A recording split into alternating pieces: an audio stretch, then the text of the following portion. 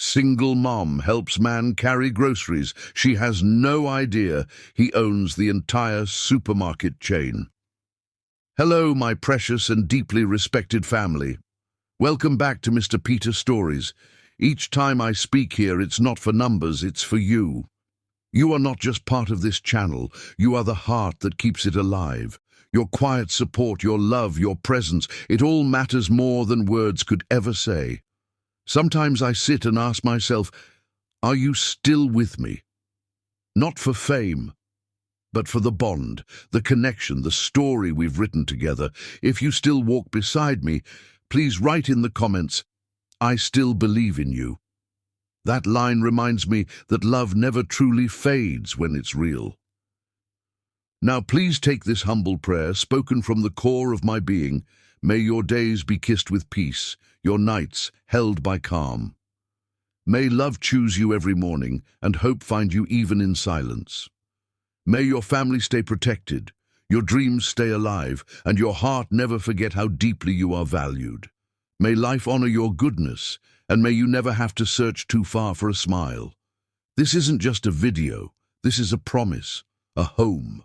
A love that grows stronger with each word, and always, I still believe in you. The rain fell in relentless sheets across the asphalt parking lot of Broom's supermarket, turning the evening into a symphony of drumming droplets and rushing gutters. Felicia Johnson pulled her thin jacket tighter around her shoulders, her work uniform still damp from the earlier storm that had caught her between shifts. The fabric of her navy blue cleaning company shirt clung to her skin, but she ignored the discomfort. Donna's dinner was more important than staying dry. "Mama, I'm getting soaked." Donna's small voice piped up beside her, the 8-year-old's hand gripping Felicia's with surprising strength for such tiny fingers. "I know, baby. We're almost to the car," Felicia replied, her voice gentle despite the exhaustion that seemed to seep into her bones these days. Working 3 jobs to keep them afloat had become her new normal, but seeing Donna's bright smile made every sacrifice worthwhile. They were halfway across the parking lot when Felicia heard the unmistakable sound of tearing paper and the crash of items hitting wet pavement. Through the curtain of rain, she spotted a man struggling with what appeared to be the remnants of several grocery bags, expensive items scattered around his feet like the aftermath of a small explosion. Without hesitation, Felicia changed direction, pulling Donna along toward the stranger. The man looked up as they approached, and even in the dim parking lot lighting, she was struck by the most penetrating blue eyes she'd ever seen. Rain dripped from his dark hair, his simple jeans and grey sweater soaked through. Yet something about him made her breath catch. "Oh my goodness, let me help you," Felicia called out, immediately dropping to her knees on the wet asphalt without regard for her uniform. The rain continued to pelt down, but she began gathering the scattered items: organic vegetables, artisanal bread, expensive wine bottles that had miraculously survived the fall. Johnny Broom Jr. stood frozen for a moment, watching this beautiful woman with warm brown skin and the most genuine smile he'd ever encountered kneel in the rain to help a complete stranger. Her kindness hit him like a physical blow, so different from the calculated interactions he'd grown accustomed to in his world of business meetings and social obligations. "You don't have to," he started, but she was already collecting his belongings with efficient grace. "Mama always helps people," Donna announced proudly, producing a small purple umbrella from seemingly nowhere. "Here, mister, you can use my umbrella. You're getting really wet."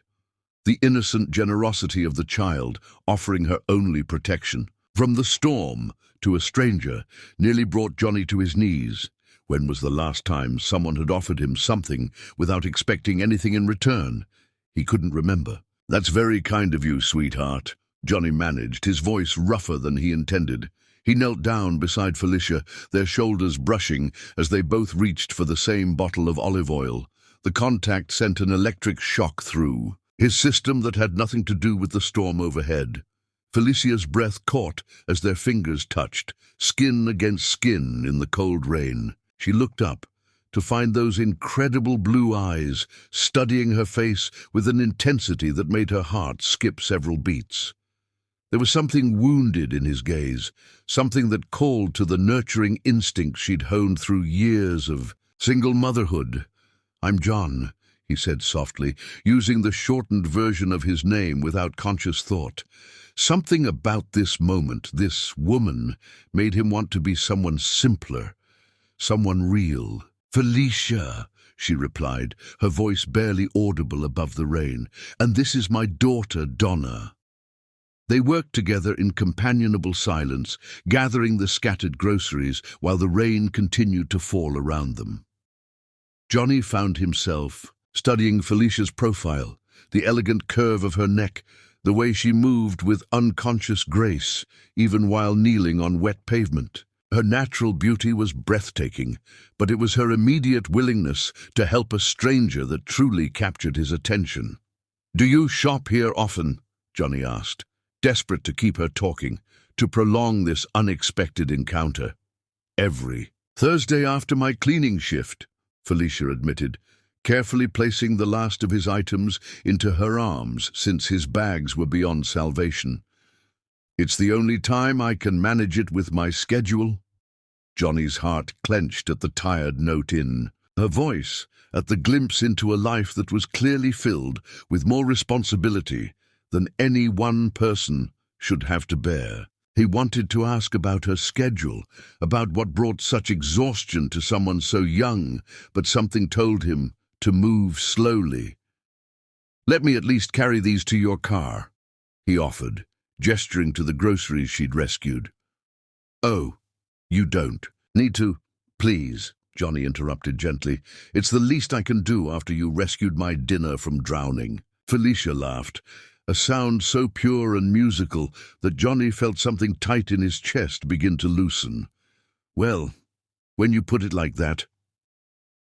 They walked together toward the modest sedan, parked in the farthest, cheapest section of the lot. Johnny noticed immediately that the car had seen better days. Small dents, faded paint, a rear window held together with clear tape. Yet Felicia carried herself with a dignity that would have befitted a queen walking to a golden carriage. "Thank you so much," Felicia said as they reached her car, fishing in her purse for keys with hands that trembled slightly from the cold. "You really didn't have to help." "You helped me first," Johnny pointed out, reluctant to end their interaction. Up close, he could see the golden flecks in her dark eyes, the way her smile transformed her entire face. "I was having quite the disaster back there." "Mama says everyone needs help sometimes," Donna chimed in, tugging on Johnny's wet sweater. "Are you sad? You look sad like Mama does sometimes." The child's innocent observation hit both adults like a bolt of lightning. Felicia's cheeks heated with embarrassment, while Johnny felt exposed in a way that had nothing to do with his rain-soaked clothes. "Donna, sweetheart, we shouldn't—" "It's okay," Johnny said quietly, crouching down to Donna's eye level. "You're very observant, little one. Yes, I have been sad, but meeting you and your mama has made me feel a little less sad." Donna beamed at him, then looked up at her mother with the wisdom that only children seem to possess. "Mama, he's nice, and he has kind eyes like yours." Felicia felt her heart do something dangerous in her chest as she watched this mysterious man interact with her daughter. There was a gentleness in his manner, a careful way he held himself around Donna that spoke of someone who understood fragility. "Well," Felicia said, finally managing to unlock her car, "we should let you get out of this rain. You'll catch pneumonia." Johnny stood slowly, reluctant to break the spell that seemed to have settled over the three of them. Would it be presumptuous of me to ask if I might see you again?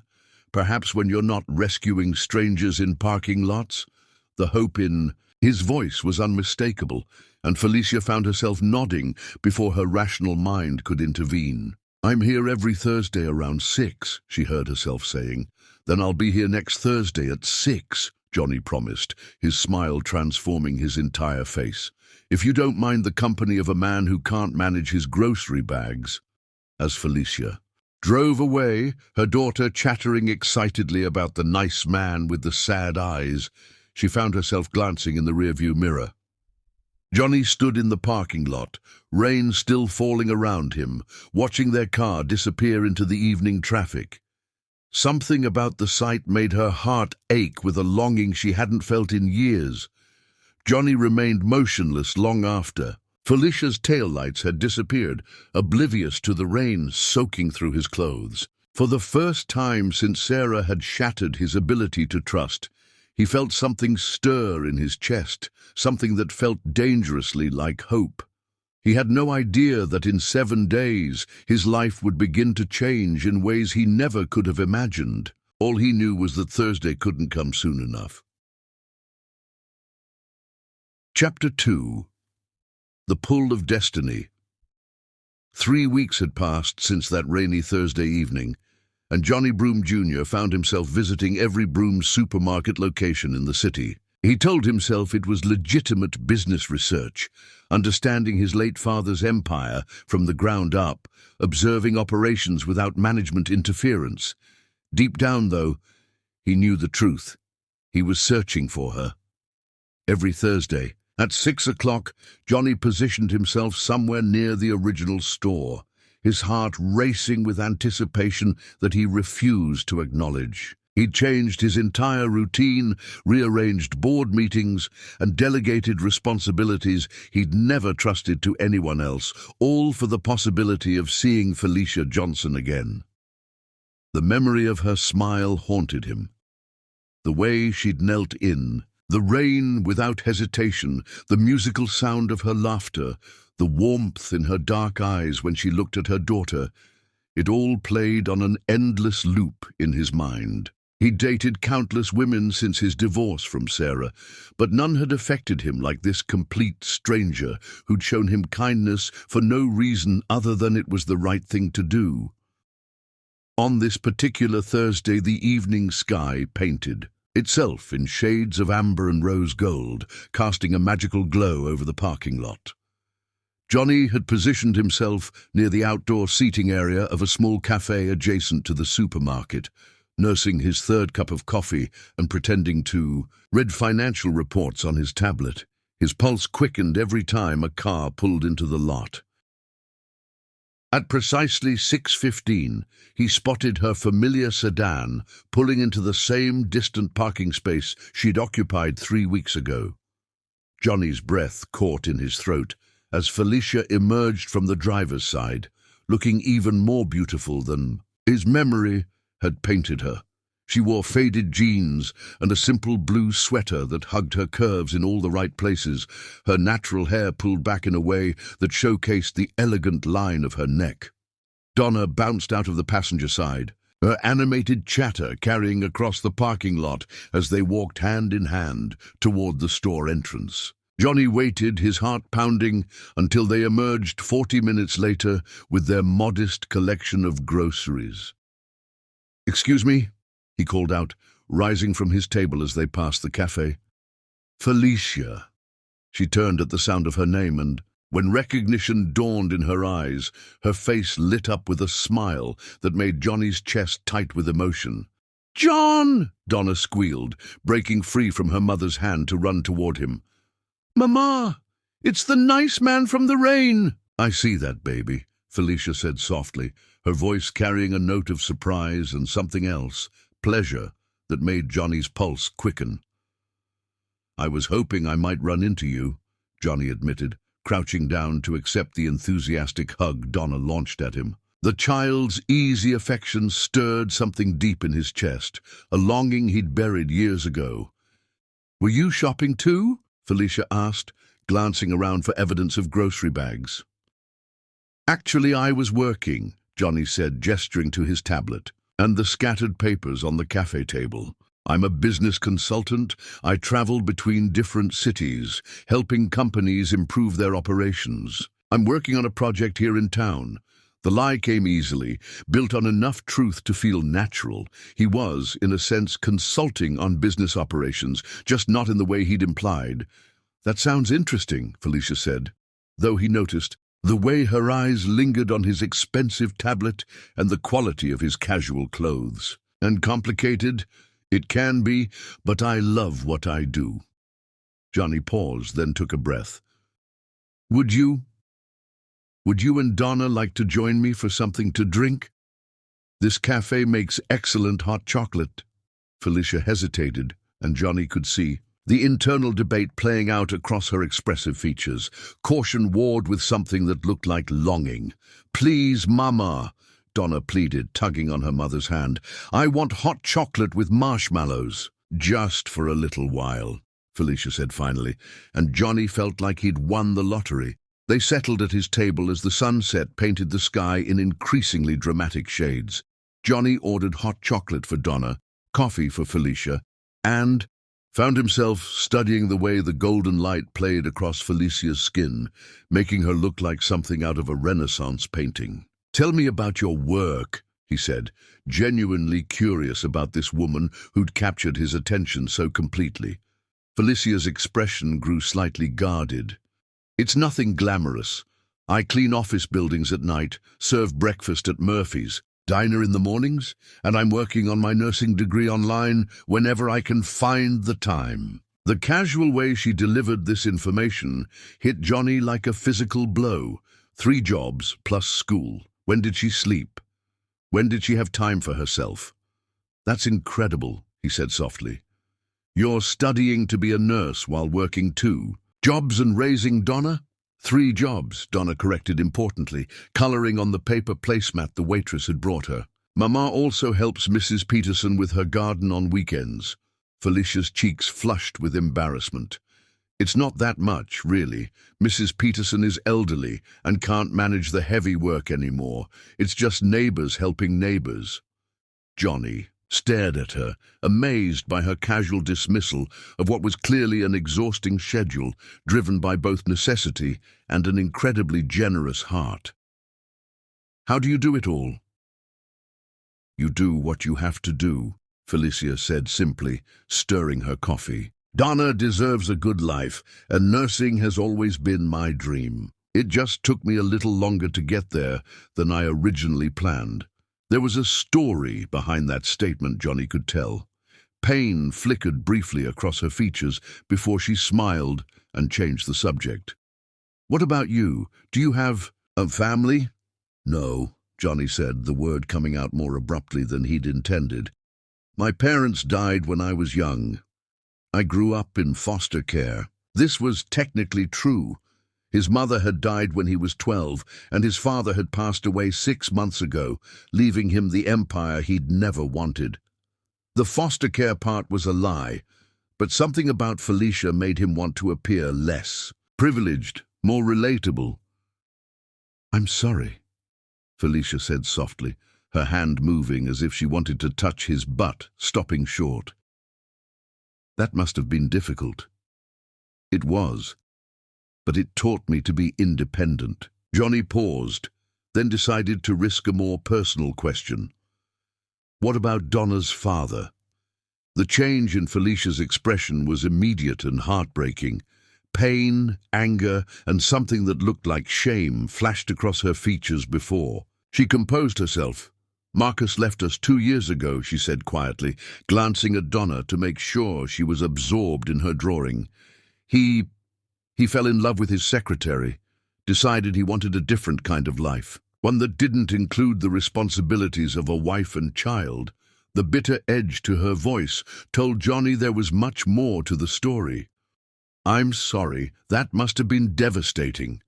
It was, Felicia admitted, especially for Donna. She kept asking when Daddy was coming home for months afterward. Johnny felt a surge of protective anger toward a man he'd never met. How could anyone abandon this incredible woman and her sweet daughter? His loss, Johnny said firmly, meaning every word. Felicia looked up at him, surprise flickering in her, dark eyes at the intensity in his voice. For a moment, they stared at each other across the small table, and Johnny felt that electric connection from the parking lot spark to life again. Look, Mama, Donna announced, holding up her drawing. "It's us!" Johnny leaned over to examine the colorful crayon masterpiece. Donna had drawn 3 stick figures holding hands, a woman with brown skin and black hair, a small figure that was clearly herself, and a tall figure with blue eyes that was unmistakably meant to be him. "That's beautiful, sweetheart," Felicia said, her voice slightly strained. "We look like a family," Donna said proudly, completely oblivious to the way both adults had gone very still. As the evening grew darker and the cafe began to empty, Johnny found himself reluctant to let this magical interlude end. When Felicia finally gathered her things and announced they needed to head home, he stood immediately. "Let me walk you to your car," he offered. "That's not necessary." "Please," Johnny said quietly. "I'd like to." As they walked across the parking lot, Donna skipped ahead while Johnny carried their grocery bags, despite Felicia's protests. The weight of the modest purchases in the flimsy bags told its own story about their financial situation, and Johnny found himself wanting to fix everything for them. "Thank you," Felicia said as they reached her car. "For the drinks, for carrying our groceries, for listening." "Thank you for sharing your evening with me," Johnny replied. "Both of you." As Felicia buckled a drowsy Donna into the back seat, Johnny noticed the child's eyes drooping. The big, long day was finally catching up with her. "Will we see you again?" Donna asked sleepily. Johnny looked at Felicia, hope and uncertainty warring in his expression. "Would that be okay?" "I'd like that," Felicia said softly, and Johnny felt his spirits soar. As he watched them drive away, Donna's drawing still clutched in his hand, Johnny realized that for the first time in years, he was looking forward to tomorrow. Whatever was happening between him and this extraordinary woman, he wanted to explore it, nurture it, protect it. He just prayed that when she eventually learned who he really was, she would understand why he'd felt the need to hide behind the simple name John. Chapter 3. Building Trust Slowly. 2 months had woven themselves into the fabric of their lives like golden threads, each encounter more precious than the last. Johnny had become a gentle constant in Felicia and Donna's world, appearing with the reliability of sunrise and the warmth of summer rain. He was careful, so very careful, to maintain the delicate balance between his growing feelings and the deception that grew heavier with each passing day. On this particular Saturday afternoon, Johnny arrived at their modest apartment complex carrying a bouquet of yellow daisies, Donna's favorites, as he'd discovered 3 weeks ago when she'd pointed them out in a grocery store display with rapturous delight. The sight of his rental car in the parking lot had become as familiar to the neighbors as the morning joggers and evening dog walkers. "John!" Donna's excited squeal echoed across the courtyard as she spotted him through their second-story window. Within moments, she was bounding down the external stairs, her pigtails bouncing with each step. "Careful, baby," Felicia called from the doorway, but her voice carried laughter rather than real concern. The transformation in her daughter over these past weeks had been remarkable. Donna's natural exuberance, dimmed by her father's abandonment, had blossomed again under Johnny's patient attention. "Are these for me?" Donna asked breathlessly, accepting the flowers with the reverence most adults reserve for priceless artifacts. "Of course they are, Princess," Johnny said, crouching to her level. The endearment had emerged naturally, and watching Donna's face light up every time he used it never failed to make his chest tight with emotion. Felicia appeared beside them, and Johnny's breath caught as it did every time he saw her. Today, she wore a simple sundress in soft coral that made her skin glow like burnished gold in the afternoon light. Her hair fell in loose waves around her shoulders, and the smile she gave him was becoming increasingly precious to him. "You spoil her," Felicia said softly, but there was no censure in her tone, only a warmth that made Johnny's heart race. "She deserves to be spoiled," Johnny replied, meaning every word. "You both do." The flush that crept across Felicia's cheeks was becoming a familiar and beloved sight. Johnny had discovered that compliments made her uncomfortable, as if she wasn't used to being appreciated or valued. It made him want to shower her with praise until she understood exactly how extraordinary she was. "I brought lunch," Johnny announced, producing a picnic basket from his car. "I thought we might go to Riverside Park. Donna mentioned wanting to try the new swings they installed. Can we, Mama? Please?" Donna bounced on her toes, still clutching the daisies. Felicia hesitated, as she always did when Johnny suggested something that might cost money or take up too much of her precious free time. "I should really study this afternoon. I have an anatomy exam on Monday." "Bring your books," Johnny suggested gently. "Donna and I can play while you study. The park has those nice shaded tables." The internal debate played out across Felicia's expressive features, and Johnny held his breath. These small moments of convincing her to accept his help, to let him into their lives a little deeper, felt like victories of monumental importance. "Okay," she said finally, and Donna's whoop of joy echoed through the courtyard. Riverside Park had become their sanctuary over the past weeks. It was here that Johnny had learned Donna's favorite games, discovered that Felicia had a beautiful singing voice she only used when she thought no one was listening, and found himself imagining futures he had no right to dream about. As Donna ran ahead to claim the newest swing, Johnny and Felicia spread a blanket under an ancient oak tree. The easy domesticity of the moment, unpacking sandwiches, arranging Felicia's textbooks, making sure Donna's juice box was within easy reach, felt more natural than anything in Johnny's carefully orchestrated life. "Tell me about your consulting work," Felicia said, as she settled beside him on the blanket, her anatomy book open in her lap. "You never really talk about the specifics." Johnny's stomach clenched with familiar guilt. "It's mostly analyzing operational efficiency," he said, carefully, looking at how companies can streamline their processes, improve customer satisfaction, reduce waste. Nothing too exciting, I'm afraid. "It sounds important, though. Making things work better for people." The way she said it, with such respect for honest work, made Johnny's deception feel like poison in his veins. "What about you? What made you want to become a nurse?" Felicia's expression softened, taking on the dreamy quality it always held when she talked about her goals. "I've always wanted to help people heal. When I was little, I used to bandage my dolls and pretend I was making them better." She laughed, a self-conscious sound. "I know it sounds silly. It sounds beautiful," Johnny interrupted firmly. "The world needs more people who want to heal rather than hurt." Their eyes met and held, and Johnny felt that familiar electric current pass between them.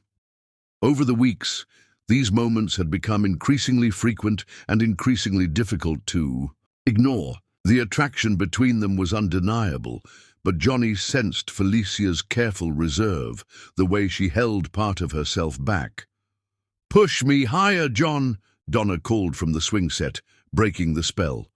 Johnny rose gracefully, but not before, letting his fingers brush against Felicia's hand in what could have been an accident, but definitely wasn't. The slight intake of breath she made told him she'd felt it too.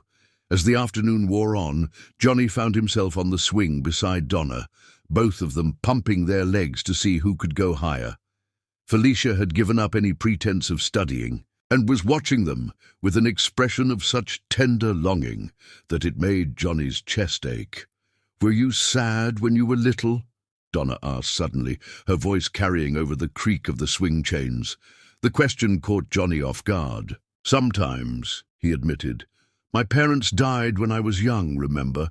Being in foster care could be lonely." This was the story he'd constructed, built on enough truth to feel authentic. His mother had died when he was 12, leaving him with a father who'd been too consumed with building his business empire to pay attention to his grieving son. In a way, Johnny had been emotionally orphaned long before his father's recent death. "I get sad sometimes too," Donna confided. When I think about my daddy. Mama says he loved me, but if he loved me, why did he go away? The innocent question hit Johnny like a physical blow. He slowed his swing and reached out to gently touch Donna's arm. Sometimes adults make mistakes, Princess. Really big, stupid mistakes. But that doesn't mean you did anything wrong. You're perfect exactly as you are. When they returned to the blanket, Felicia was wiping tears from her eyes. You didn't have to, she started. Yes, I did, Johnny said firmly. She needed to hear it. They packed up as the sun began to set, painting the park in shades of gold and amber. As they walked back to the car, Donna skipping ahead with her wilted but still treasured daisies, Felicia fell into step beside Johnny. Can I ask you something? She said quietly. Anything. Why us? I mean, you could spend your time with anyone. You're obviously educated, successful, and, she gestured vaguely at his appearance, handsome. Why are you here with a single mother and her kid?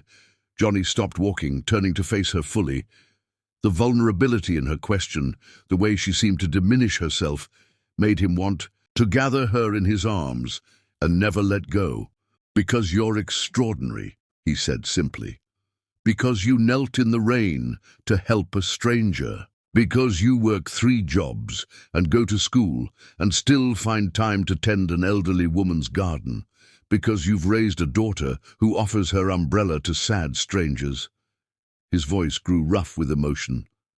Because when I'm with you, I remember what it feels like to be human.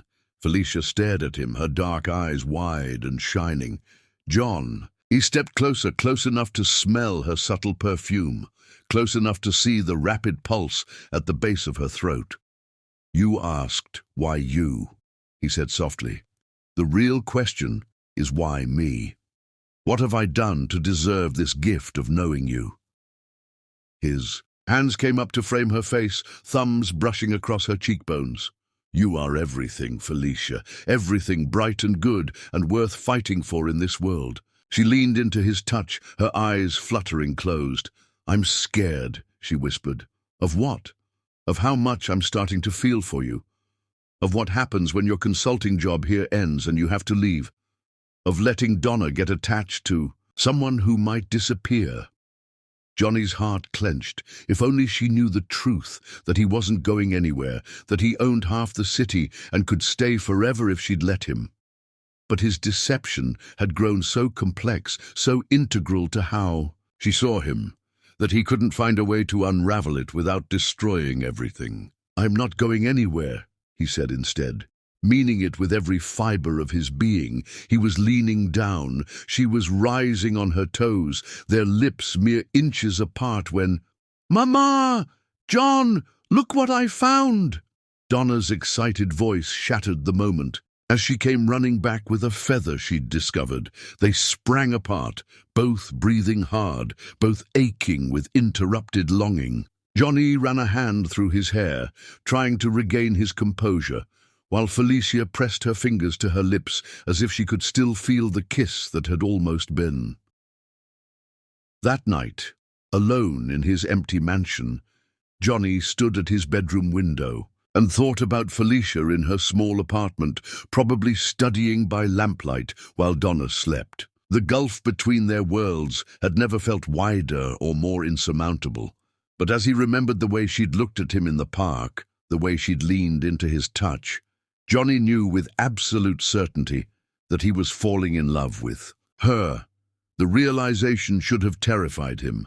After Sarah's betrayal, he'd sworn never to trust another woman with his heart. Instead, it felt like coming home. Chapter 4. The First Touch of Heaven. 3 months of careful courtship had built between them like a symphony reaching its crescendo. Every shared glance, every accidental touch, every almost kiss had woven threads of desire so tight that the air around them seemed to vibrate with unspoken longing. Tonight, under a canopy of stars and twinkling fairy lights at the annual Riverside neighborhood festival, those threads were about to snap. The festival had transformed the usually quiet park into a wonderland of music, laughter, and magic. Strings of warm lights hung between the trees like captured starlight, while local vendors offered everything from homemade funnel cakes to handcrafted jewelry. The whole community had turned out for the celebration, families spreading blankets on the grass, while children ran between booths with faces painted like butterflies and superheroes. Johnny had suggested they attend together, and for once, Felicia had agreed without her usual hesitation. She'd even let him convince her to leave her textbooks at home, to take one evening just for herself. Now, watching her laugh at Donna's excitement over the face-painting booth, Johnny felt his chest tight with an emotion he was finally ready to name. Love. Pure, devastating, life-changing love. "Can I get a butterfly, Mama, please?" Donna bounced on her toes, pointing at the elaborate designs painted on other children's faces.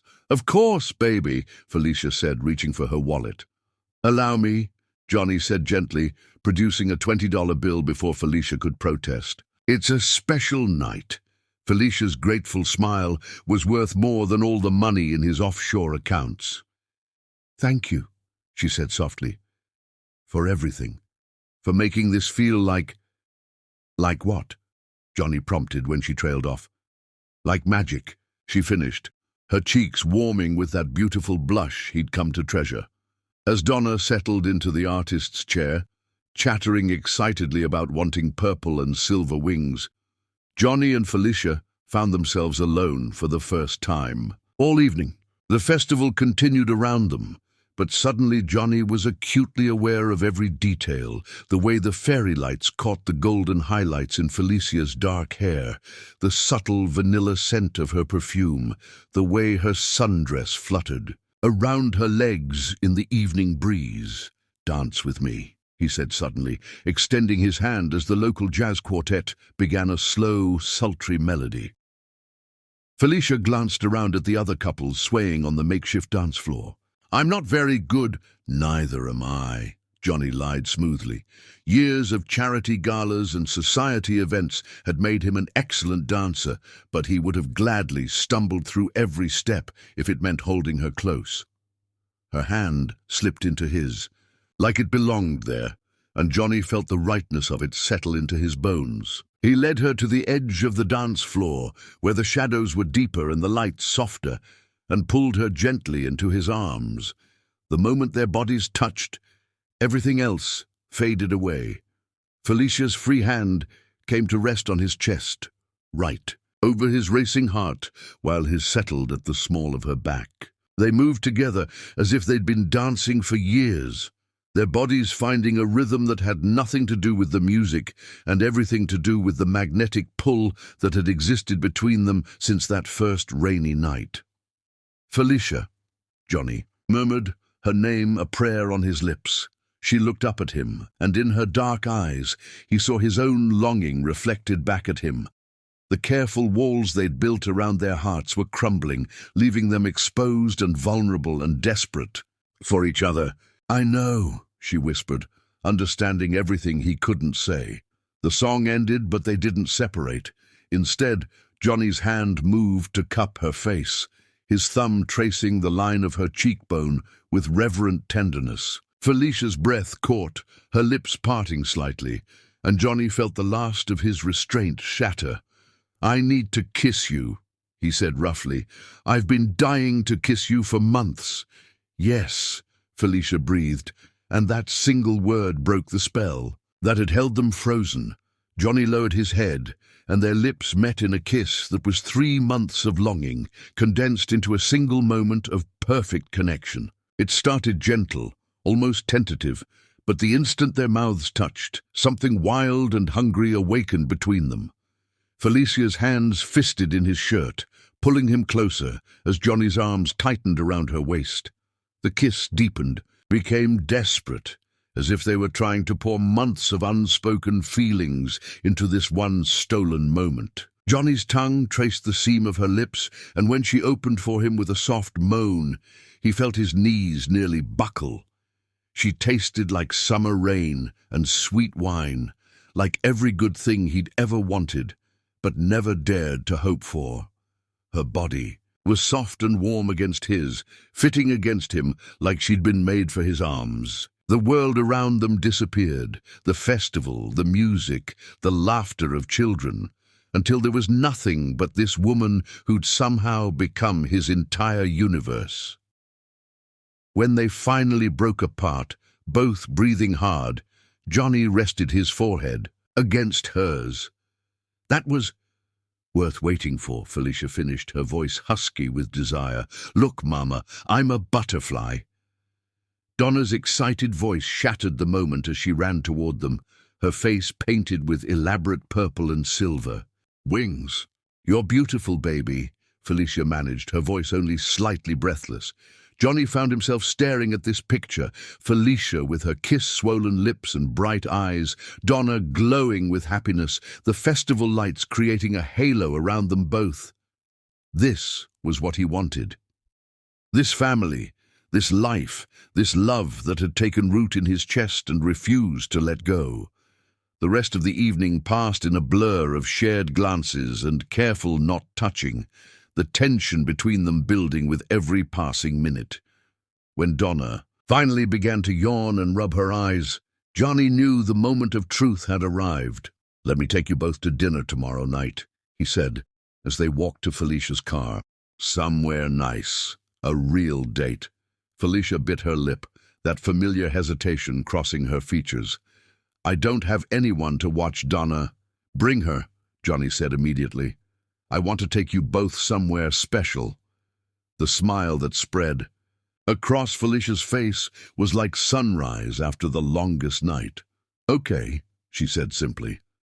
The next evening, Johnny arrived at their apartment in a state of nervous anticipation. He'd chosen Bella Luna, a family-friendly Italian restaurant with outdoor seating and live music, carefully selecting somewhere elegant but not ostentatious.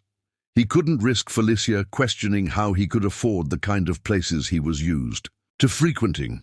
When Felicia opened the door, Johnny's breath caught in his throat. She wore a simple black dress that hugged her curves and made her skin glow like burnished gold. Her hair fell in soft waves around her shoulders, and she'd applied just enough makeup to make her dark eyes luminous. You look incredible, he said. Hoarsely, Mama looks like a princess, Donna announced, appearing beside her mother in a pretty pink dress with matching ribbons in her hair. You both do, Johnny said truthfully, offering his arm to Felicia. Dinner was perfect in every way that mattered. Johnny had quietly arranged for the restaurant's guitarist to learn Felicia's favorite song, At Last, by Etta James. And when the opening notes filled the air, the look of wonder on her face was worth every string he'd had to pull to make it happen. They talked and laughed and shared bites of each other's meals while Donna charmed the waitstaff and collected the little umbrellas from their drinks. When the music started, Johnny stood and extended his hand. Dance with me again? This time, Felicia didn't hesitate. She took his hand and let him lead her to the small dance floor, leaving Donna happily coloring on her placemat under the watchful eye of their waitress. In his arms again, Felicia felt like she was exactly where she belonged. The warm night air wrapped around them like a blessing as they swayed to the music. And when Johnny pulled her closer, she melted against him without reservation. I'm falling for you, Johnny whispered against her ear, his breath sending shivers down her spine. I'm falling so hard I can't see straight. Felicia pulled back to look at him, her heart in her throat. I'm scared, she admitted. Of what? Of how much I want this. Want you. The confession was barely audible, but Johnny heard every word. Don't be scared, he said softly. Whatever this is between us, we'll figure it out together.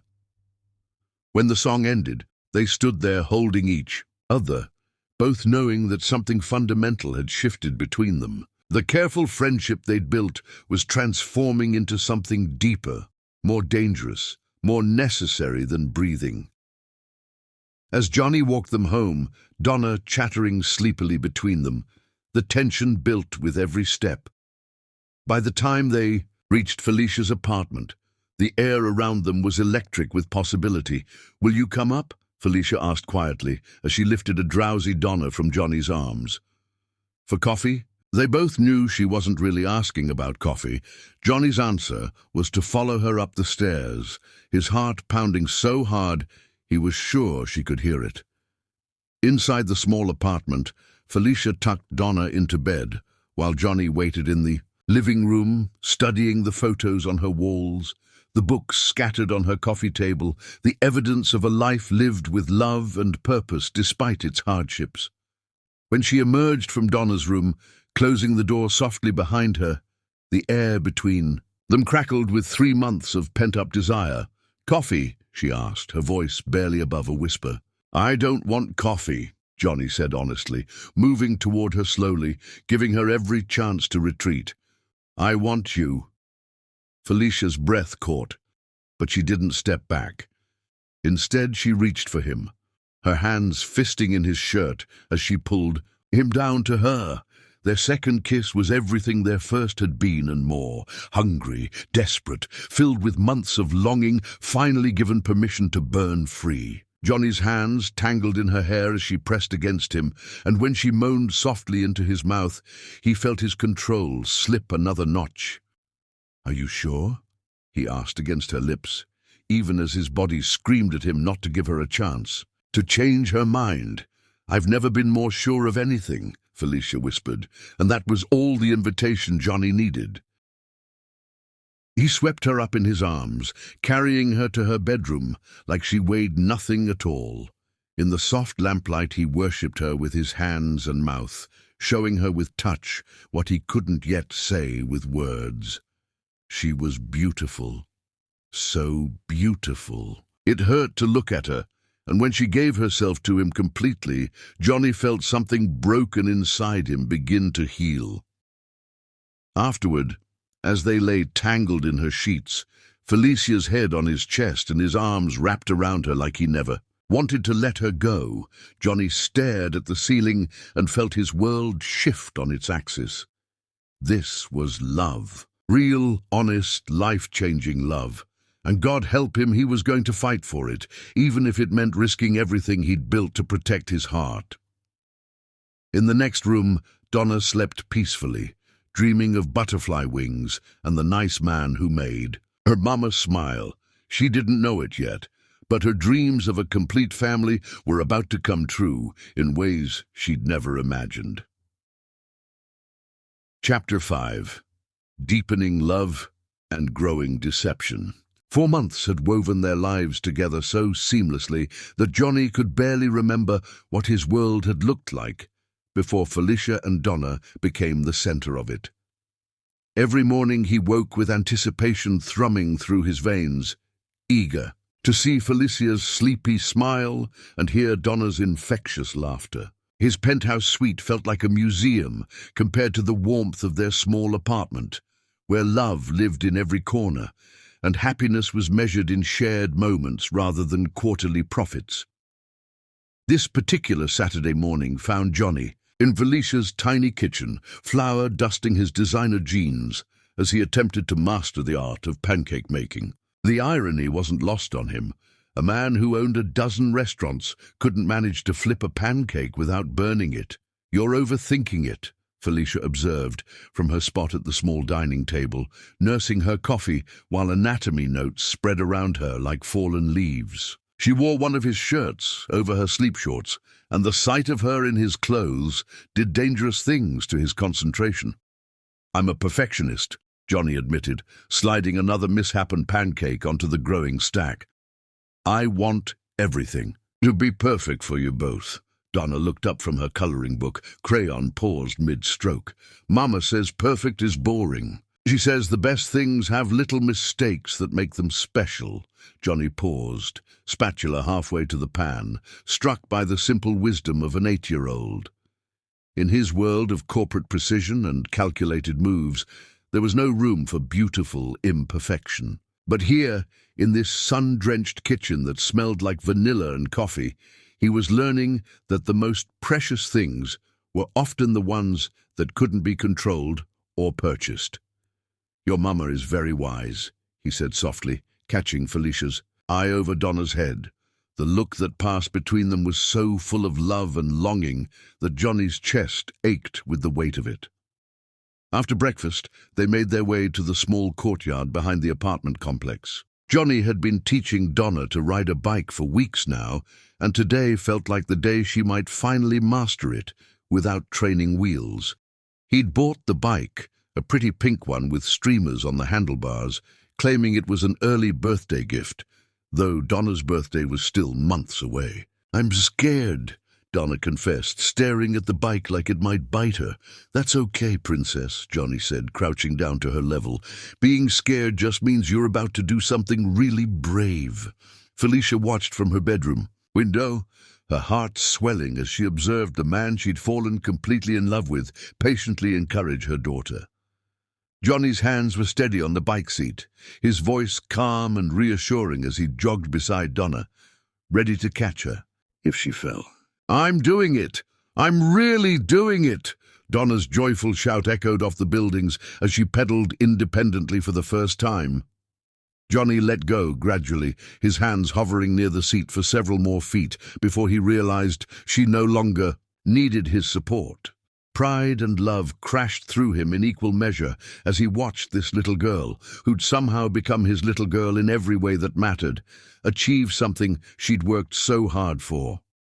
Felicia appeared at his side, having run down from the apartment to witness the momentous occasion. "She's really doing it," she whispered, tears streaming down her cheeks.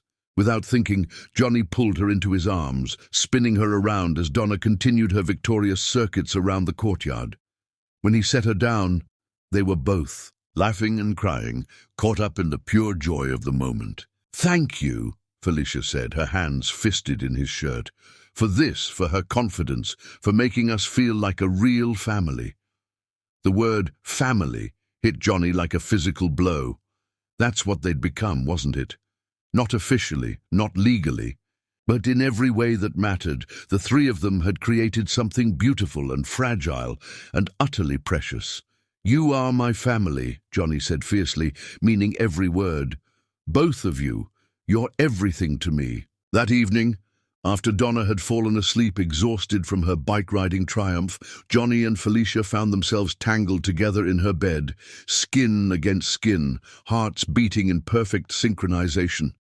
Making love to Felicia had become Johnny's religion, a sacred act that grounded him in ways nothing else ever had. "You're so beautiful," he whispered against the column of her throat, his lips tracing patterns of fire across her dark skin. "So perfect." Felicia arched beneath him, her hands threading through his hair as he worshipped her with his mouth and hands. Every touch was reverent, every kiss a promise he prayed he'd be able to keep. In the soft lamplight, her skin glowed like burnished gold, and Johnny found himself thinking that no work of art had ever been as stunning as Felicia in the throes of passion. "I love you," she gasped as he moved within her, the words torn from her throat by pleasure and emotion.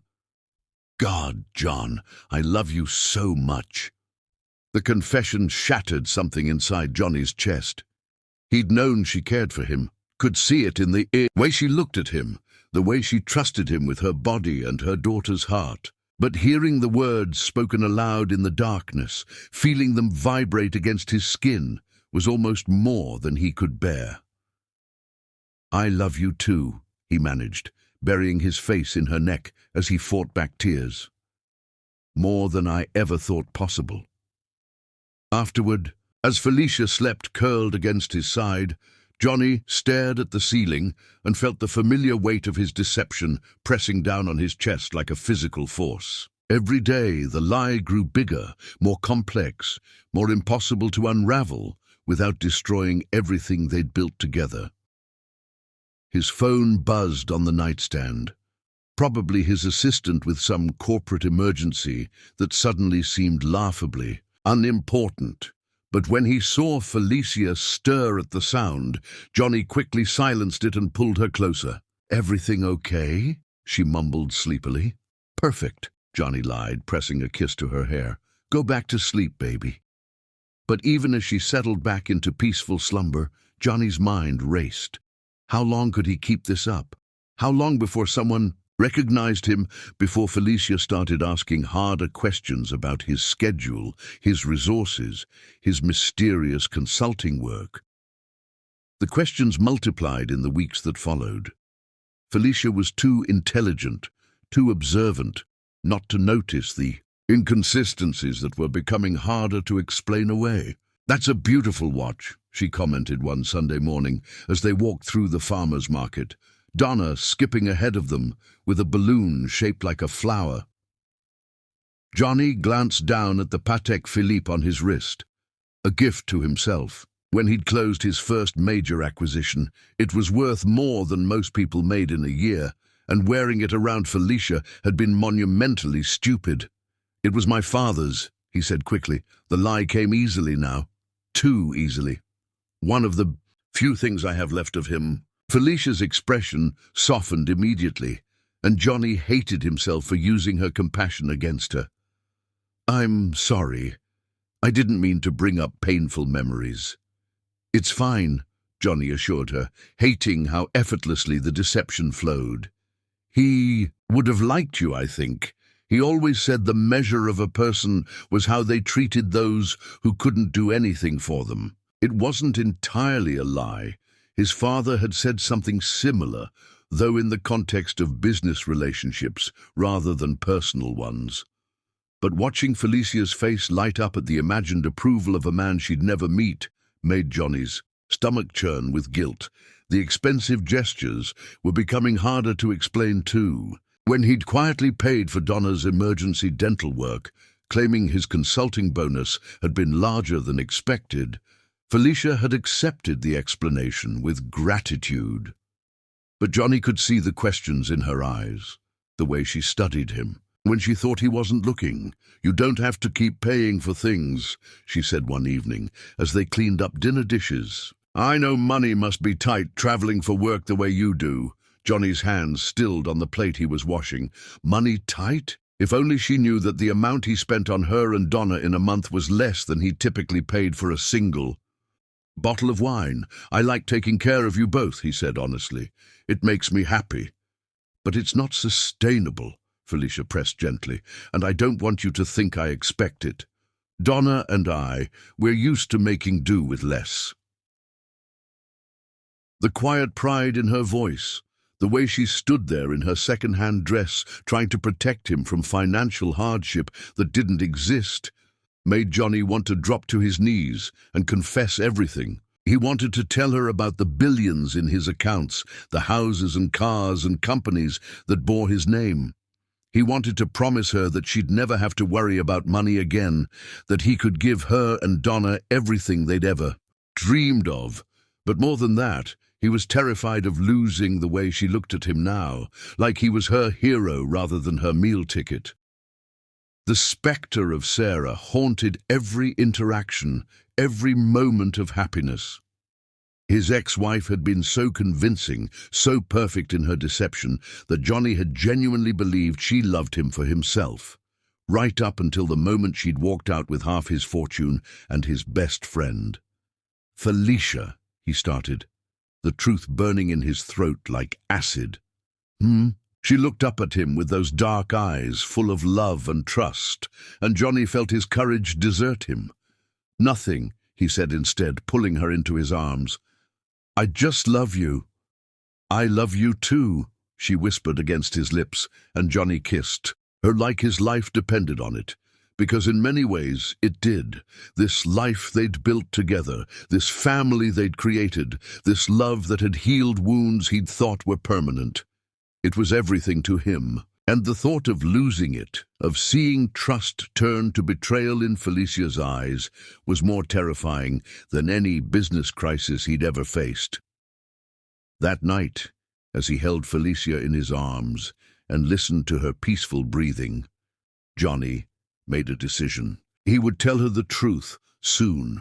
He would find a way to explain his deception, to make her understand that every emotion between them was real, even if the circumstances weren't.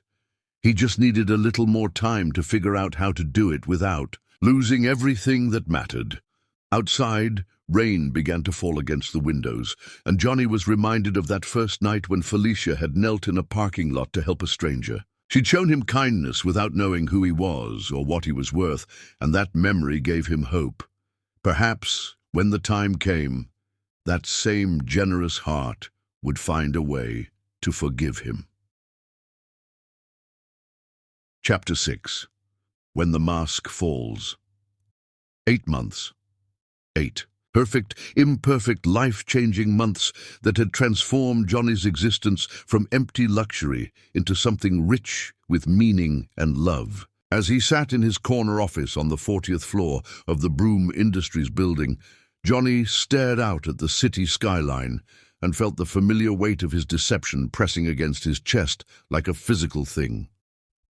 He'd been planning to tell Felicia the truth for weeks now. Every morning, he woke with the intention of ending the charade that had grown so complex he sometimes forgot which version of himself he was supposed to be.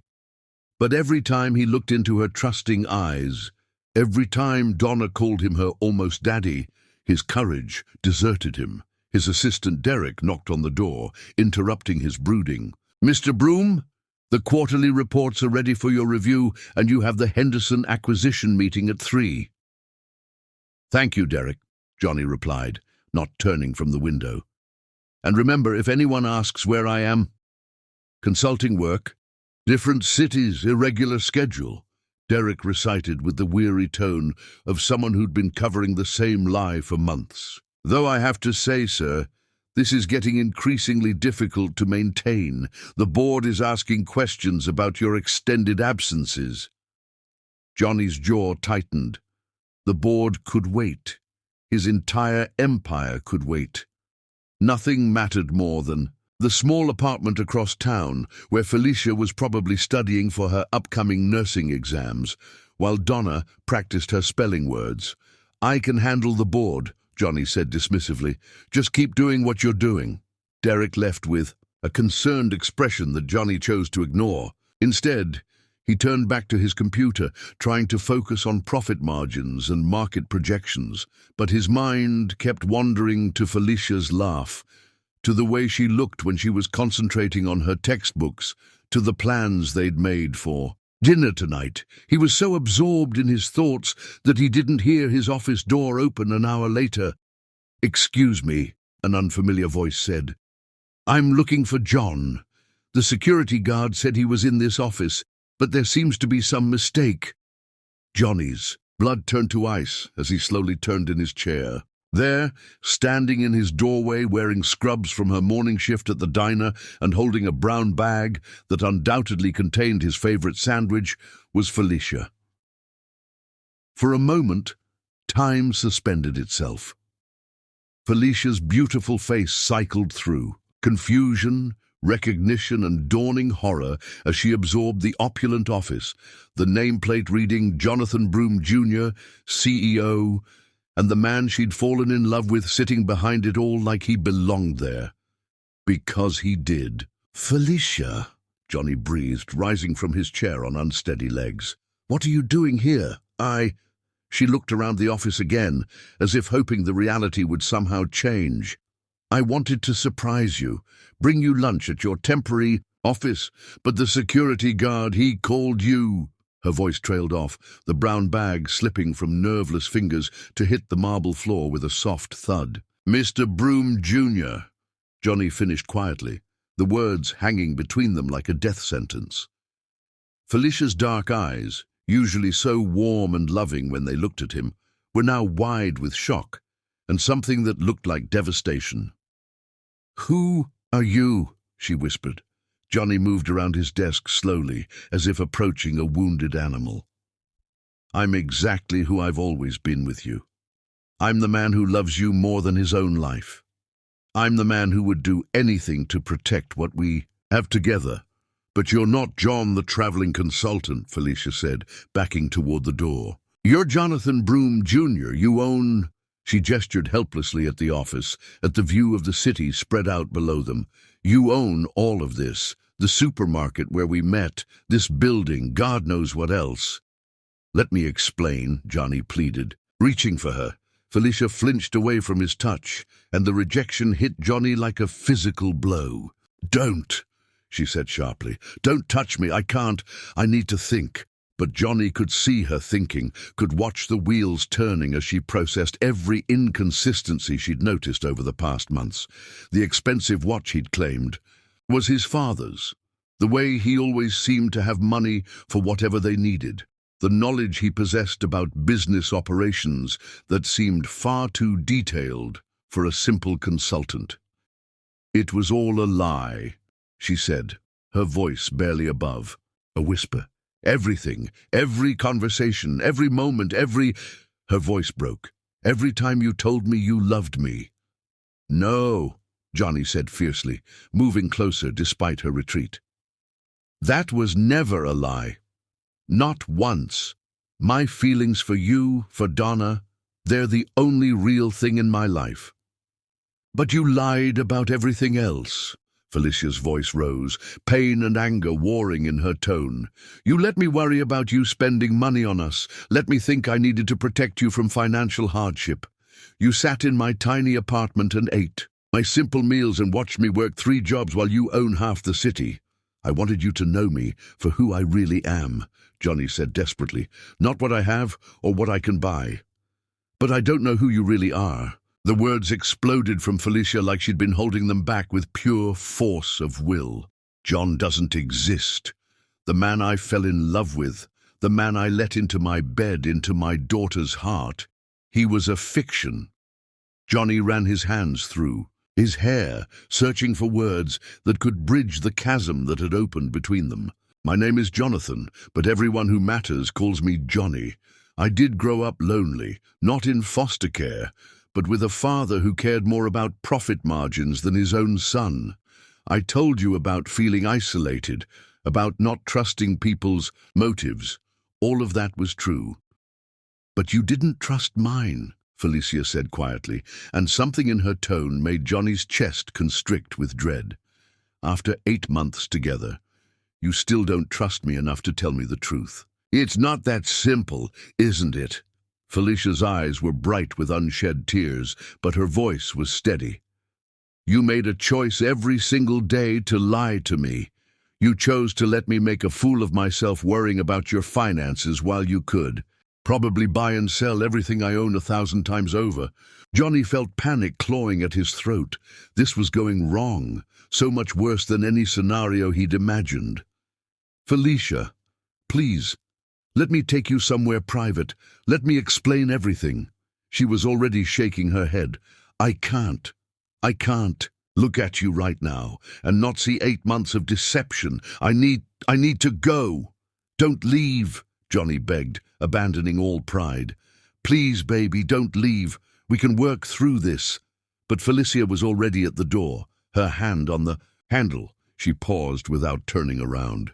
"I need you to stay away from us, from Donna and me. I need time to figure out what was real and what was just another lie. Everything between us was real," Johnny said, his voice breaking. "Every touch, every kiss, every moment of happiness.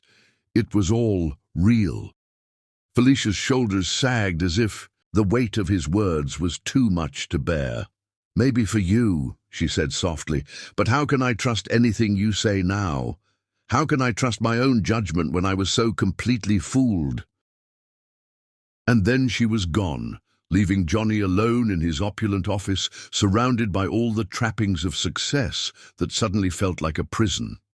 He sank into his chair, his head in his hands, as the magnitude of what he'd lost crashed over him. In devastating waves, his phone rang, probably Derek with some urgent business matter, but Johnny ignored it. For the first time in his life, his empire felt meaningless. All the money, all the power, all the achievements he'd worked so hard for couldn't fix what he'd broken with his deception. Somewhere across the city, Felicia was probably picking up Donna from school, trying to figure out how to explain why the man they both loved couldn't be trusted anymore. The thought of Donna's confusion, her inevitable questions about when John was coming back, made Johnny feel physically sick. He'd done this. In his desperate attempt to protect himself from another Sarah, another betrayal, he'd become the betrayer. He'd taken Felicia's generous heart and thrown it back in her face, had made her question not just his feelings, but her own judgment. The elevator ride down from his office felt endless. Each floor seemed to take him further away from any hope of redemption, further from the life he'd built with two people who'd loved him exactly as he'd presented himself to be. As Johnny walked through the lobby of his building, past employees, who nodded respectfully to the boss they saw maybe twice a year, he caught a glimpse of his reflection in the polished marble walls. The man staring back at him looked hollow, broken, like someone who'd just lost everything that mattered, because he had. The rain that had started falling seemed appropriate somehow, as if the sky was mourning what he'd destroyed. Johnny stood on the sidewalk outside his building, getting soaked to the skin, and remembered another rainy night 8 months ago when a beautiful woman had knelt in a parking lot to help a stranger. She'd shown him kindness without knowing his name, his worth, or what he could do for her. And he'd repaid that gift by lying to her for 8 months. The realization that he might never see her smile again, might never hold her in his arms or watch Donna practice riding her bike, hit Johnny with the force of a physical blow. He'd been so terrified of losing them that he'd guaranteed it with his deception. Now all he could do was stand in the rain and pray that somehow, some way, love might be stronger than the lies that had destroyed it. Chapter 7. Trust Betrayed by Others. 3 days had passed since Felicia discovered the truth about Johnny's identity, and they felt like 3 lifetimes. Johnny had called, texted, and even shown up at her apartment, but Felicia couldn't bring herself to face him. Every time she looked at Donna's confused, tear-streaked face, asking why John couldn't come over anymore, Felicia felt her heart break a little more. She'd taken a sick day from the diner, unable to focus on anything beyond. The devastating realization that the man she'd fallen completely in love with was essentially a stranger. 8 months of what she'd thought was honest, growing love had been built on a foundation of lies so elaborate that she questioned everything she thought she knew about human nature. Meanwhile, in the glass towers of Broom Industries, Johnny's absence from board meetings and his obvious emotional distress had not gone unnoticed by his business associates. Derek Morrison, Johnny's longtime lawyer and supposed friend, sat in the conference room with Robert Chen, Johnny's business partner, and the company's CFO, discussing what they saw as a growing crisis. "He's completely lost perspective," Robert said, loosening his silk tie as he paced the length of the mahogany conference table. 3 board meetings missed this month, and when he does show up, he's distracted and making decisions based on emotion rather than profit margins. Derek nodded grimly, adjusting his glasses as he reviewed the reports. "It's this woman, this cleaning lady. She's obviously manipulated him. Classic gold digger behavior. Make the relationship feel authentic, play hurt when exposed, increase the perceived value of reconciliation." "Just like the last one," Robert muttered. "Sarah nearly destroyed him financially and emotionally. We can't let this happen again." The 2 men had worked tirelessly to build Johnny's empire alongside him, and they'd watched Sarah manipulate him with growing alarm until her eventual betrayal had nearly broken him. They'd sworn then that they wouldn't stand by and watch another woman destroy everything they'd all worked to build. "We need to handle this ourselves," Derek decided. "Johnny's too emotionally compromised to see what's really happening. She's played this perfectly. The sweet single mother routine, the hard-working nurse angle, even the kid as additional leverage. But every woman has a price." "You think she'll take money?" Robert asked. "They always do," Derek said with the cynical confidence of a man who'd never experienced genuine love. "It's just a matter of finding the right amount." What neither man understood was that their assessment of Felicia couldn't have been more wrong. While they saw calculated manipulation, the truth was that Felicia was at home with Donna, trying to rebuild the walls around her heart that Johnny had so thoroughly demolished. The next morning, as Felicia walked Donna to school, she noticed the black sedan following them at a discreet distance. Her first instinct was to dismiss it as paranoia, but when the same car was waiting outside the elementary school when she returned from dropping Donna off, her anxiety spiked. Two men in expensive suits approached her as she walked toward her. Modest car. They moved with the predatory confidence of people accustomed to getting what they wanted through intimidation and money. Ms. Johnson, the taller one, a man with silver hair and cold blue eyes, stepped into her path. I'm Derek Morrison, Mr. Broom's attorney. This is Robert Chen, his business partner. We need to speak with you. Felicia's blood ran cold. The fact that Johnny's associates had tracked her down, that they knew her name and her schedule, felt like another violation of her privacy. I don't have anything to say to you, she said firmly, trying to step around them. I think you'll want to hear what we have to offer, Derek said smoothly, producing a sleek briefcase from the back seat of their car. Mr. Broom sent us to discuss your situation. What situation? Felicia asked. Though part of her already knew she didn't want to hear the answer, Robert opened the briefcase with practiced ease, revealing neat stacks of cash that made Felicia's stomach lurch. $750,000, he announced. More money than you'll make in a lifetime of cleaning offices and serving coffee. What is this? Felicia whispered, staring at the money like it might bite her. This is Mr. Broom's final offer, Derek explained with the detached professionalism of someone conducting a routine business transaction. He realizes that his association with you has become embarrassing to his social standing. A man of his position can't be seen with someone of your background indefinitely. The words hit Felicia like physical blows, each one designed to cut deeper than the last. His association with me? Let's be honest, Miss Johnson, Robert said with fake sympathy. You're a single mother who works multiple jobs to make ends meet. Mr. Broom is worth nearly $1 billion. This was always going to be temporary. Felicia felt something cold and fierce rising in her chest. And this money is supposed to make me disappear quietly. This money is supposed to compensate you for your time and ensure that you understand the relationship is over, Derek clarified. Mr. Broom wants you to take it and move on with your life. Find someone more appropriate to your circumstances. For a moment, Felicia stood frozen, staring at more money than she'd ever seen in one place. $750,000 could pay for Donna's education, could buy them a house, could ensure they never worried about money again, but it would also mean accepting that everything Johnny had told her about loving her was a lie. It would mean believing that she was just an embarrassment to be paid off and discarded. The fury that had been building in Felicia's chest exploded outward like a dam bursting.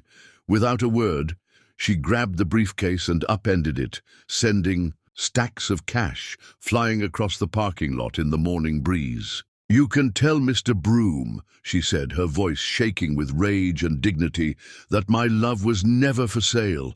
Not for $750,000, not for $750 million. If he wants to end things between us, he can have the courage to tell me himself instead of sending his lackeys to insult me. Derek and Robert scrambled to collect the scattered money, their professional composure cracking as they realized their plan had backfired spectacularly. Miss Johnson, please be reasonable, Derek started. Get away from me, Felicia said sharply, both of you, and if I see you near my daughter's school again, I'll call the police. She drove home in a fury that gradually gave way to devastating heartbreak. If there had been any part of her that hoped Johnny's deception came from fear rather than manipulation, this had destroyed it completely. He'd sent his people to pay her off like she was a prostitute who'd outlived her usefulness. The moment She walked into her apartment. Felicia grabbed her phone and dialed Johnny's number. He answered on the first ring, hope evident in his voice. "Felicia? Thank God I've been—" "How dare you?" She cut him off, her voice like ice. "How dare you? Send your people to offer me money to disappear." "What?"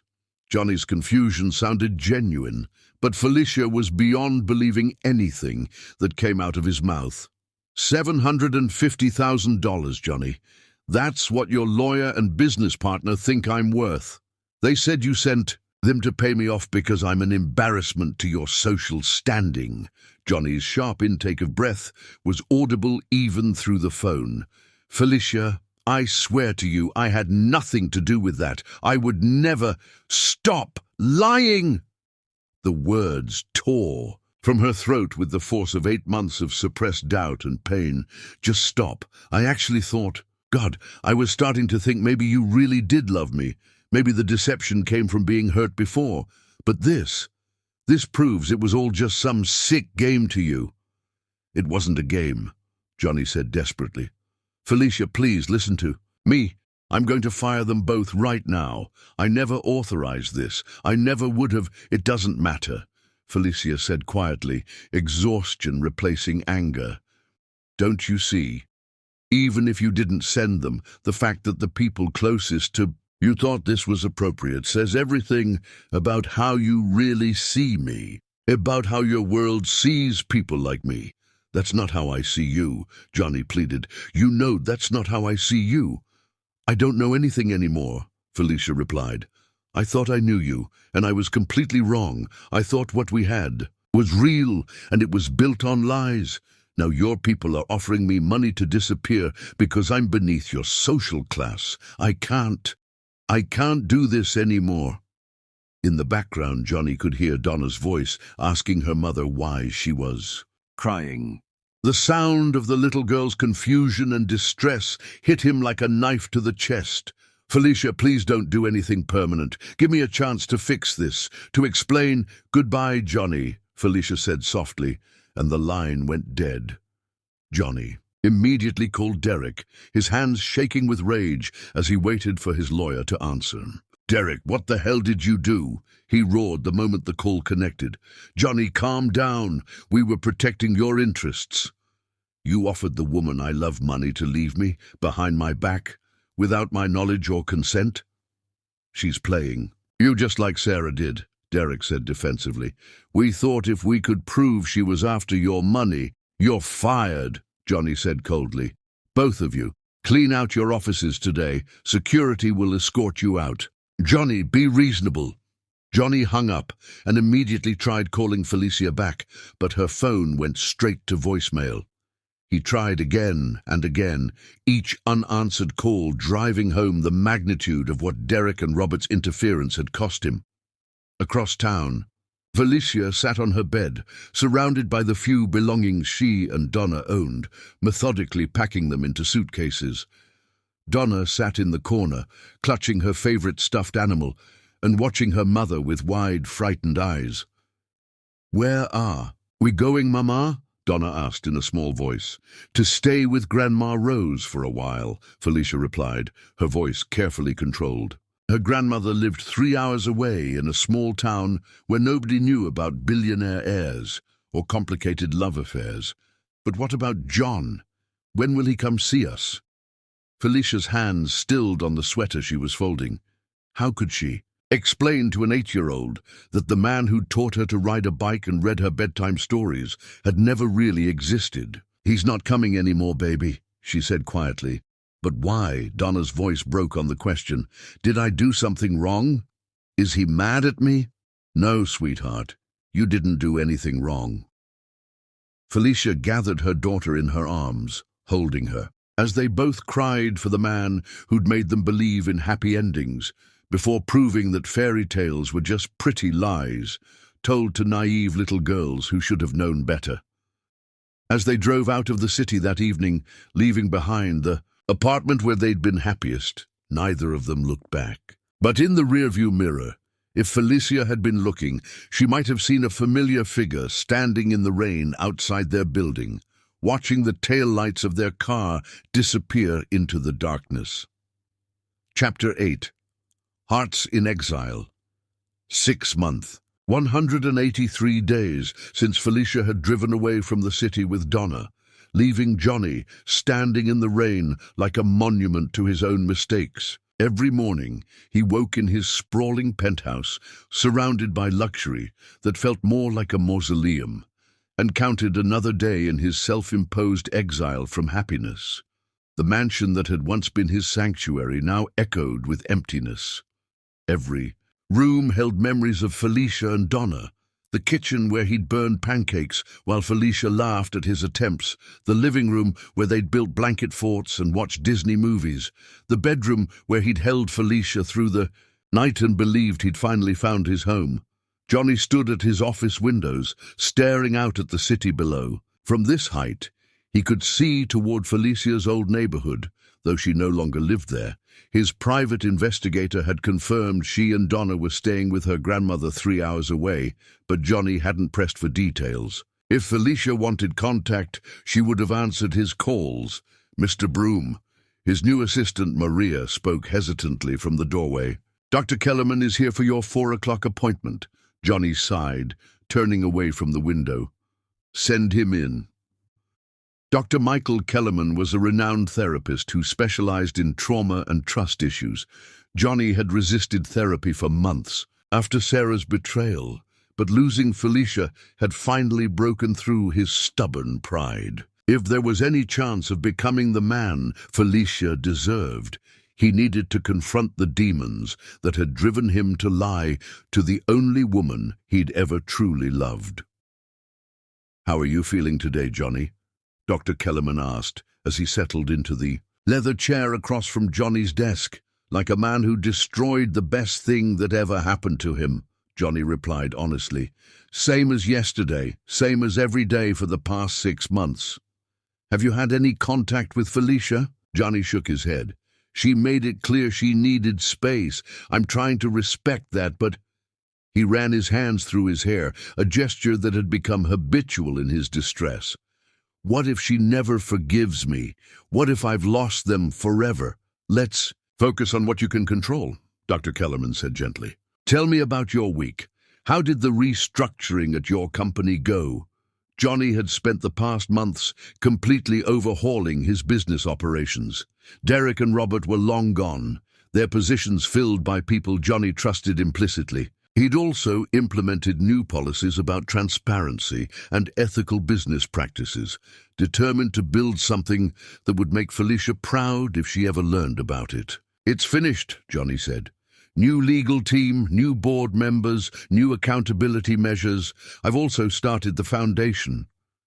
The Felicia Johnson Foundation for Single Mothers had been Johnny's attempt to honor the woman he'd lost while helping others in similar situations. It provided scholarships for nursing education, childcare assistance, and emergency financial support for single mothers pursuing higher education. Johnny had funded it entirely himself and deliberately kept his involvement quiet, not wanting it to seem like a grand gesture designed to win Felicia back. "That's significant progress," Dr. Kellerman noted. "You've taken concrete steps to address the business culture that enabled your associates to act without your knowledge. How does that feel, like closing the barn door after the horse has bolted?" Johnny said bitterly. "I should have seen what they were capable of. I should have known they'd view Felicia as a threat to be eliminated. You trusted people you'd worked with for years. That's not a character flaw, Johnny. The fault lies with them for violating that trust." They spent the next hour exploring Johnny's childhood, his relationship with his emotionally distant father, and the way Sarah's betrayal had shaped his ability to trust. It was painful work, digging through layers of defensive mechanisms he'd built to protect himself. "I convinced myself that lying to Felicia was protecting us both," Johnny admitted. "But I was really just protecting myself. I was so terrified of being used again that I made it impossible for her to truly know me. And now I understand that love requires vulnerability. You can't have one without the other." Johnny's voice was raw with emotion. Felicia showed me that from the very beginning, kneeling in the rain to help a stranger, opening her home to me, trusting me with her daughter's heart. And I repaid that courage with deception. 3 hours away, in the small town of Millbrook, Felicia sat on her grandmother's front porch, watching Donna play in the yard. The past 6 months had been a necessary retreat, a chance to heal away from the memories that haunted every corner of the city. Grandma Rose's house was a sanctuary of faded chintz and homemade quilts, where time moved slower and hearts could mend in peace. But even here, surrounded by love and acceptance, Felicia carried the ache of loss like a physical wound. "Mama," Donna called from where she was picking wildflowers, "do you think John misses us?" The question hit Felicia like it did every time. Donna asked it, and she asked it almost daily. "I don't know, baby," Felicia replied, the same answer she'd given for months. "I dream about him sometimes," Donna confided, settling beside her mother on the porch swing.